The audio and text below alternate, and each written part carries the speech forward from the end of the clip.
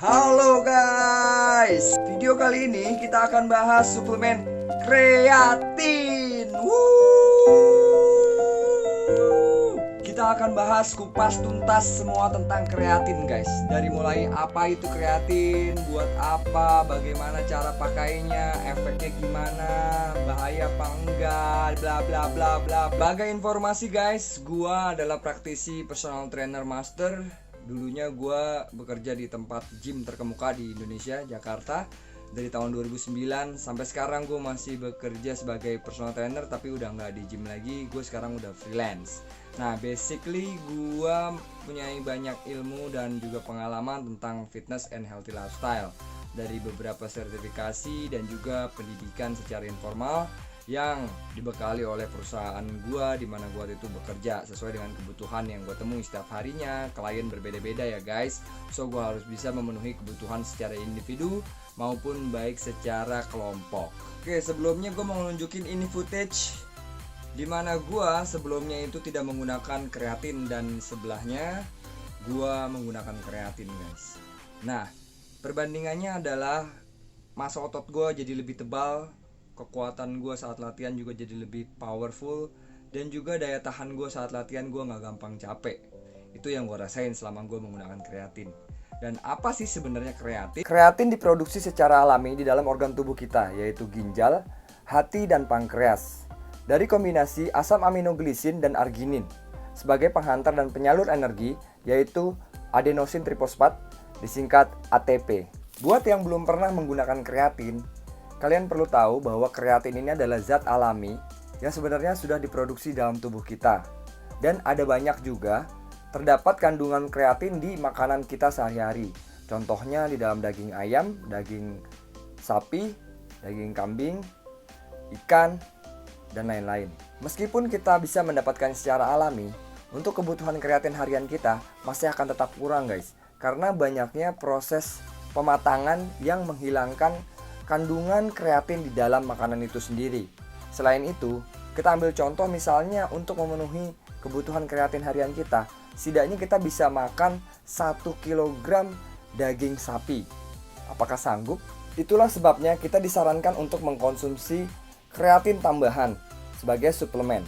Menggunakan kreatin bisa bertujuan untuk membantu memperbesar massa otot dan memperkuat massa otot. Selain itu juga bisa juga untuk performance olahraga kita biar lebih baik lagi. Studi pada atlet yang menggunakan kreatin selama 3 bulan menunjukkan hasil yang jauh lebih baik dibandingkan yang tidak menggunakan kreatin. Kreatin sudah sangat banyak digunakan dan saking banyaknya banyak rumor atau mitos yang beredar guys.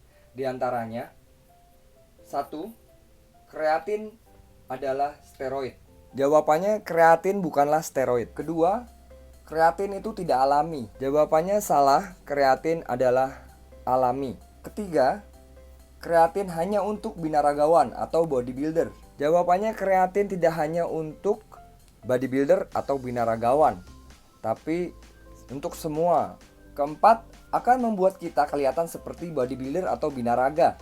Jawabannya tidak membuat kita kelihatan seperti bodybuilder atau binaragawan. Itu tergantung bagaimana kita latihan dan bagaimana kita mempunyai program.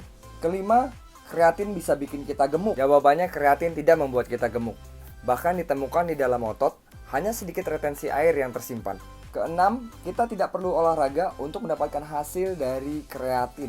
Jawabannya, menurut penelitian, kita harus rutin berolahraga dan juga disiplin agar mendapatkan hasil yang maksimal dari penggunaan kreatin. Ketujuh, bisa merusak ginjal? Jawabannya, kreatin tidak merusak ginjal karena kreatin sendiri diproduksi di dalam ginjal. Kedelapan, harus menggunakan dosis yang besar di awal sebagai loading. Jawabannya, menurut penelitian, tidak harus loading dengan dosis yang besar untuk menggunakan kreatin di awal. Penelitian menunjukkan, dibandingkan orang yang tidak loading, hanya menggunakan 5-10 gram per hari setiap hari rutin, hasilnya sama dengan orang yang loading. Dan yang terakhir, harus dilarutkan di dalam air panas agar bisa diserap dengan baik. Jawabannya, dilarutkan dengan air panas justru tidak disarankan karena beresiko menghilangkan kadar kemurnian kreatin. Ada banyak sekali jenis kreatin di pasaran yang ditawarkan. Di antaranya ada kreatin hydrochloride, kreatin micronized, kreatin ethyl ester, kreatin krealkalin, dan kreatin monohidrat. Dan penelitian menunjukkan yang terbaik masih dipegang oleh kreatin monohidrat. Manfaat menggunakan kreatin. Yang pertama, membantu dalam membentuk massa otot dan meningkatkan massa otot. Yang kedua, membantu meningkatkan ketahanan dan kekuatan saat berolahraga. Yang ketiga, mendapatkan hasil yang jauh lebih baik dalam setiap kesempatan olahraga yang kita lakukan. Yang keempat, membantu meningkatkan kepadatan density tulang kita. Yang kelima, membantu meningkatkan fungsi hati. Yang keenam, membantu menguatkan fisik kita dari usia 30-an sampai ke 70-an bahkan lebih. Yang ketujuh, bisa mencegah kita dari penyakit Parkinson. Dan yang terakhir, dapat membantu kita untuk melawan sarkopenia.